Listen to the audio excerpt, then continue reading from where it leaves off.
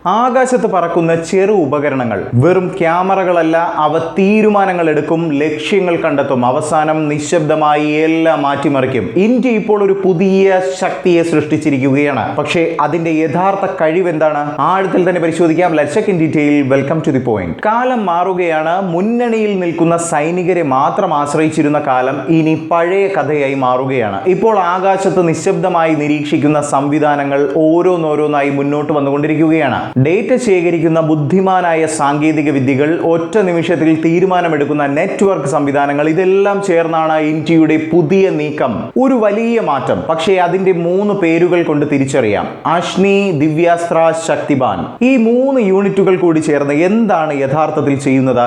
സിമ്പിളായി തന്നെ പറഞ്ഞു തരാം. ആദ്യം വരുന്നത് അശ്നി പ്ലാറ്റൂണുകളാണ്. ഇവയുടെ പ്രധാന ജോലി നിശബ്ദമായ നിരീക്ഷണമാണ്. പക്ഷേ ഇത് സാധാരണ നിരീക്ഷണമല്ല, തുടർച്ചയായി വിവരങ്ങൾ ശേഖരിച്ച് തത്സമയം കമാൻഡർമാർക്ക് നൽകുന്ന ഒരു സിസ്റ്റമാണ്. ഇതുകൊണ്ട് എന്താണ് നേട്ടം? വിശദമാക്കാം. ഒരു പ്രദേശത്ത് എന്താണ് നടക്കുന്നതെന്ന് മിനിറ്റുകൾക്കകം ഇവയുടെ പ്രവർത്തനം കൊണ്ട് നമുക്ക് അറിയാൻ സാധിക്കും. അതുമാത്രമല്ല, ആവശ്യമുള്ളപ്പോൾ ഇവയ്ക്ക് തന്നെ പ്രവർത്തനം നടത്താനുള്ള കഴിവുമുണ്ട്. അതുകൊണ്ട് ഇവ ഇനി വെറും കാണുന്ന സംവിധാനം മാത്രമല്ല, സ്ഥിതി തന്നെ മാറ്റിമറിക്കാൻ കഴിയുന്ന ഒരു വലിയ സംവിധാനമായി മാറുകയാണിത്. രണ്ടാമതായി വരുന്നത് ദിവ്യാസ്ത്ര. അതെ, ദിവ്യാസ്ത്ര ബാറ്ററികൾ. ഇവയാണ് കൃത്യതയുടെ പുതിയ തലമുറ രൂപം.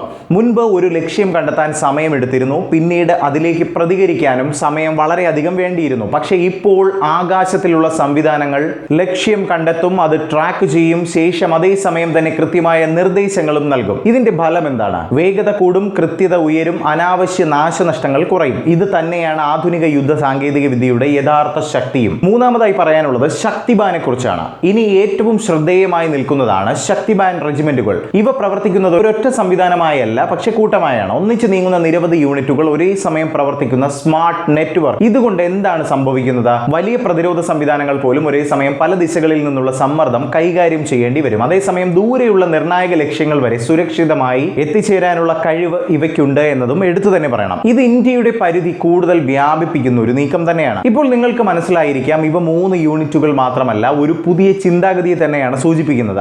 ആശ്നി കാണുന്നു, ദിവ്യാസ്ത്ര കൃത്യമായി പ്രവർത്തിക്കുന്നു, ശക്തിബാൻ കൂട്ടമായി ശക്തി പ്രകടിപ്പിക്കുന്നു. ഇവ ഒരുമിച്ചു ചേർന്നാൽ ഭാവിയിലെ സൈനിക പ്രവർത്തനങ്ങളുടെ ഒരു പൂർണ്ണ ചിത്രം തന്നെ മാറുമെന്നത് നിസ്സംശയം നമുക്ക് എടുത്തു പറയാൻ സാധിക്കും. ഇനി ചോദ്യം ഒന്ന് മാത്രമാണ് ബാക്കി നിൽക്കുന്നത്: ഇത് വെറും ഒരു തുടക്കമാണോ? അല്ലെങ്കിൽ ഇന്ത്യ ഇതിനകം തന്നെ ഭാവിയിലെ കളി മാറ്റിയിട്ടുണ്ടോ? നിങ്ങളുടെ അഭിപ്രായം എന്താണെന്ന് കമന്റ് ബോക്സിൽ ഉറപ്പായും രേഖപ്പെടുത്തുക.